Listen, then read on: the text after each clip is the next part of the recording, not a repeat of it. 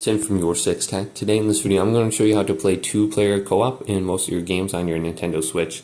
Now the reason you probably can't do this is because your controller is thinking it's one and we want to split it up so it's two.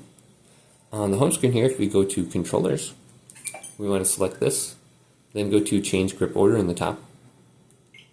Then we want to go to a controller and we want to press the sync button. So the sync button will be on the inside next to the SL and the SR button here. So let's hold down the sync button on this one, and we have to do this with both Joy-Cons. The lights are going to go ahead and blink. Perfect, it's connected. Now press the SL and the SR button. Boom, that one's connected now, you can see on the screen. Now let's go to the other Joy-Con and connect it. So hold down the sync button, and it's going to go ahead and blink. Then we can press the SR button. You can see it's connected.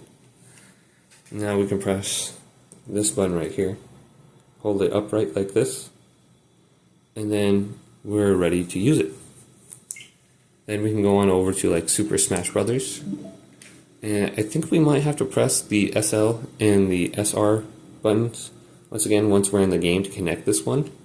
But just do that on both your controllers or any additional controllers that you have connected, and you should be able to play like this with both your controllers in Super Smash Brothers, or I think I was playing Super Mario Odyssey right here too.